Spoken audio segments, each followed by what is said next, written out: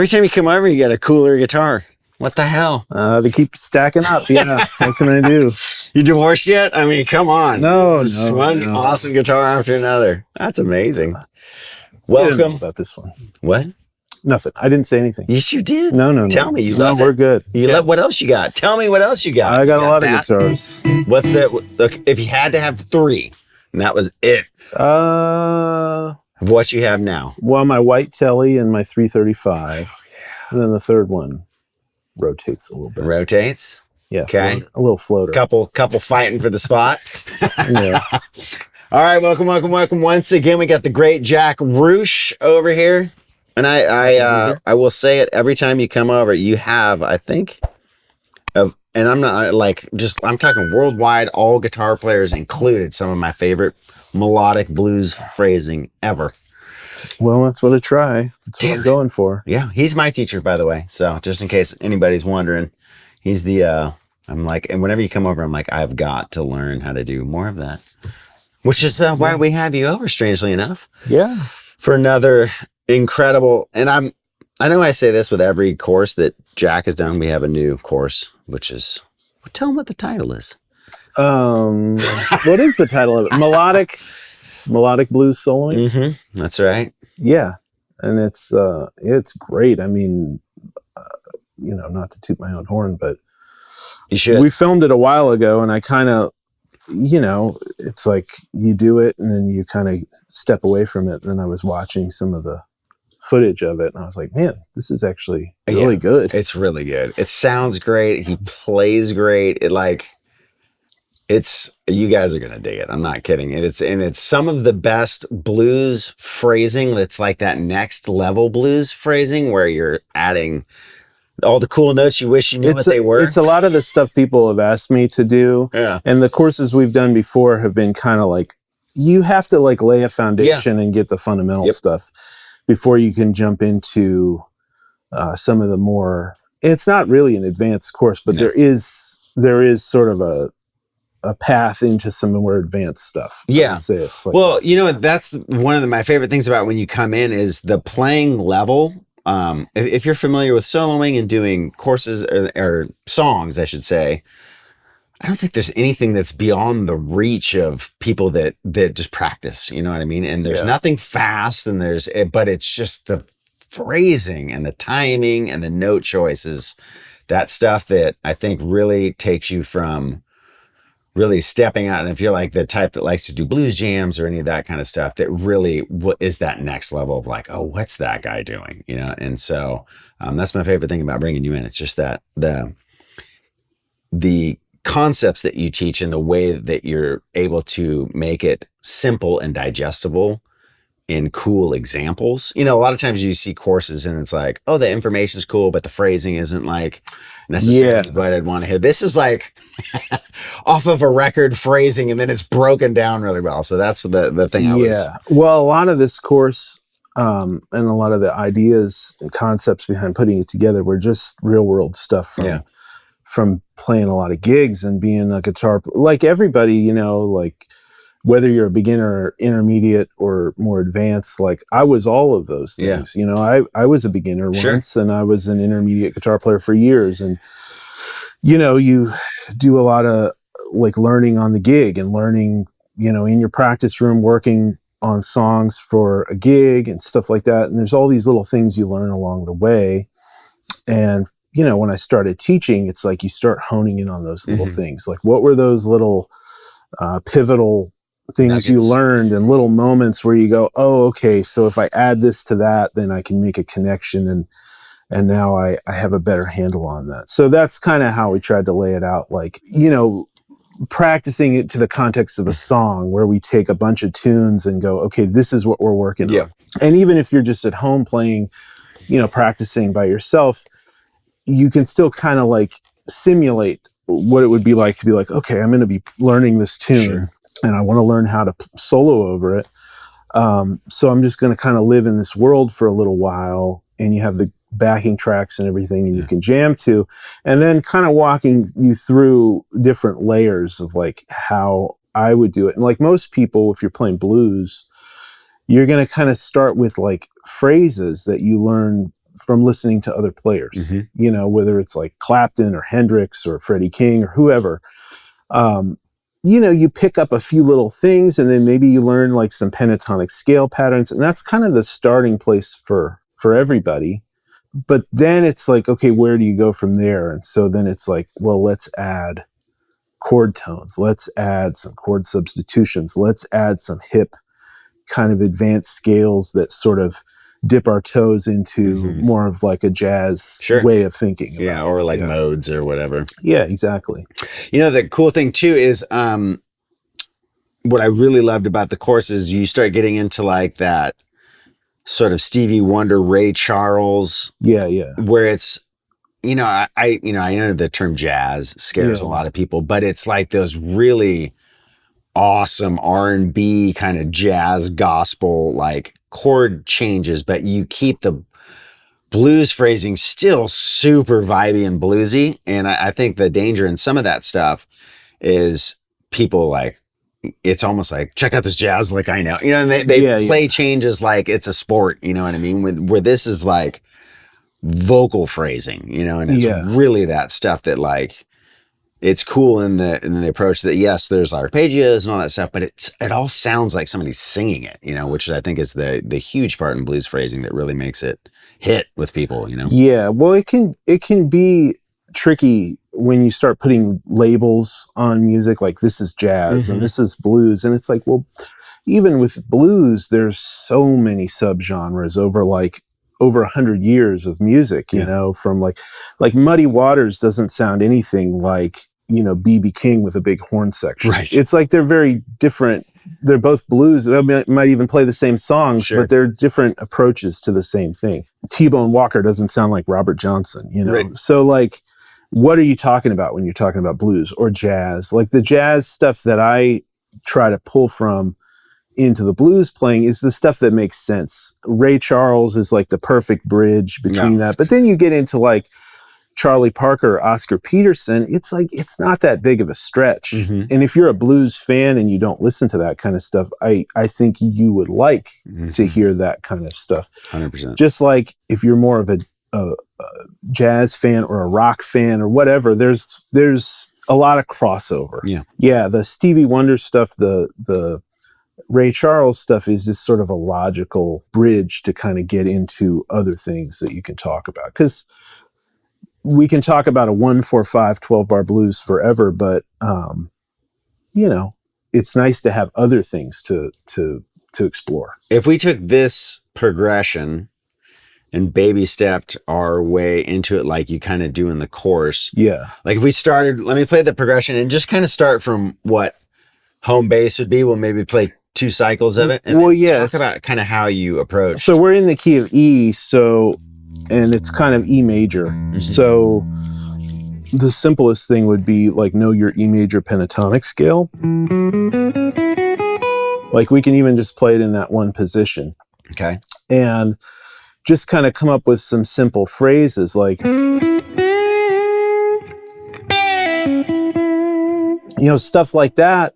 And then just really use your ear to phrase in the right spots. Phrasing is so important with this type of playing. It's like play a phrase, leave a space, wait, you know, as the chord changes, play another phrase. And, you know, when you're playing kind of key center, I call it key center soloing, where you're just thinking about a scale over the chords. Sometimes you can run into snags where you hit a note that doesn't really love to be played over that chord. But with a little bit of experimentation and using your ear, you can usually find some pretty sweet sounding things. And the thing about this is, even as you like build and get more advanced, I still use this kind of approach all the time for like simple bluesy lyrical phrases. So if you play the thing.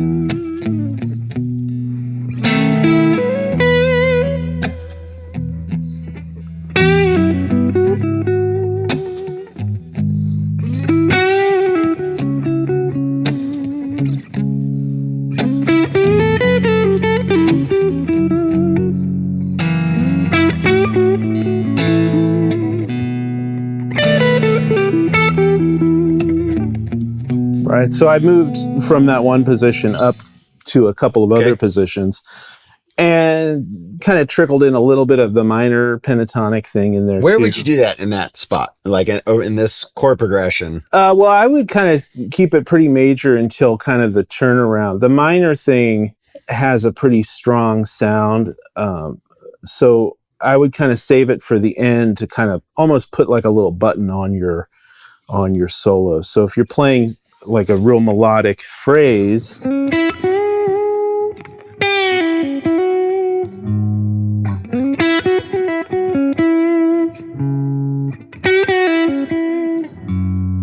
right? And then here,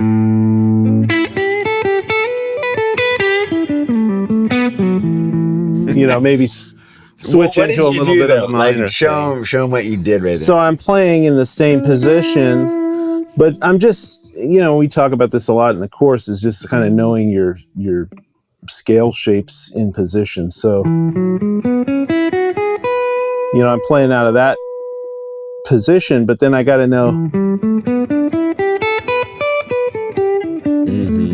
you know my minor things there in the same spot too, and then just kind of play freely. You know, and a little inflection. Yeah, so some inflections. What do you mean by inflections? Well, like, ooh, what was that? Dynamics with the right hand picking, and then just little hammer-ons and pull-offs and slides and things that you're gonna. It's like just, you know, how you interpret the notes. You know, if I play.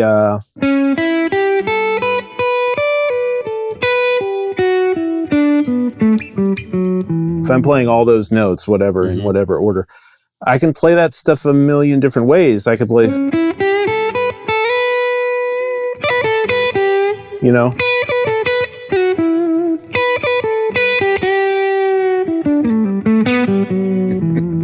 whatever I want to do, you know, and that's just, I mean, that's personal stuff, but all the solo examples, like I get into all that stuff. Oh yeah, there's tons of examples too.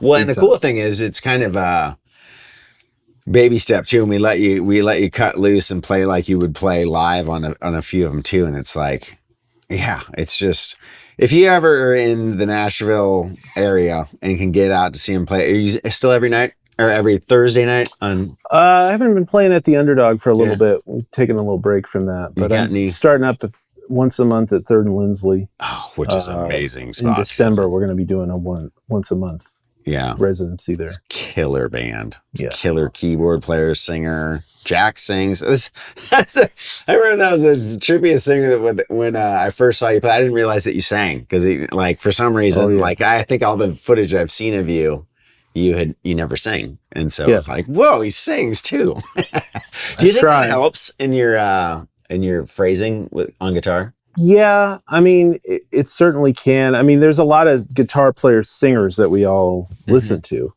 I mean, whether it's like, you know, rock players, or certainly in the blues world, it's like most of the great blues guitar players are also singers. Sure. And there's definitely a whole world of that where it's like singing and then playing lead accompaniment in between the vocals. You know, you hear like B.B. King do that kind of stuff. So yeah, it definitely does affect the phrasing. But I mean, you know, listening to singers too, I mean, is a huge part of just getting the phrasing together and kind of phrasing in the same spots where you would naturally want to sing something. Sure. But yeah, I mean, singing is great if you're a guitar player, especially if you're like looking to be a working guitar player. Learning to sing will help you a lot. You know, it will help you a lot. Yes, sir. Okay, so on this progression, there's a couple spots that you got to pay attention to, right? Yeah, well, so what I just played was like really pentatonic based, but it's not even so much like you have to pay attention. It's like there's some opportunities. Oh, okay. I look at it as like, nice. There's some chords where it's like, ooh, okay, I have a lot of options I can do there. Okay. So what spots? Well, so this second chord, this A flat 7 going to C sharp minor. you know, that chord, I mean, obviously, like, that chord's not diatonic to the key of E major, Sure. right? So the first thing to do if you really want to get inside the chord is outline the chord tones, Okay. right? Which is the root of the chord, the major third, the fifth, the flat seven, because it's a seven chord. So just learning those, and, you know, just like we did, like taking your E major pentatonic, and then in that same position,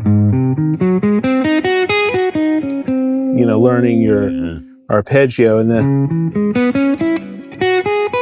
you know, and then all the chord tones. But the way that I do this, and the way that I teach it, and the way I talk about it in the course, is like, you learn some basic phrases first. You learn, like, how we played the first example, like how to phrase and how to maneuver over the chords with some simple bluesy phrases that you like the sound of, that work. And then from there, use that as a jumping off point to go, okay, if I'm starting out my solo, like, say that's my opening phrase and I like that, and then I know this chord is coming, then go, okay, well, from there, how do I get into some more, how do I put a little bit more meat on the bone when I'm playing over that chord? And so you look at the arpeggio in the position in context of what you're playing. And so, like, okay, I'm here on E. Well, if I just go down a half step, there's the fifth of the chord, right? And if I know the chord tones and I know the arpeggio, I can see it. And then it's like, I have all this stuff. So, and then again, I can put a little sauce on it, like something to spice it up a little bit.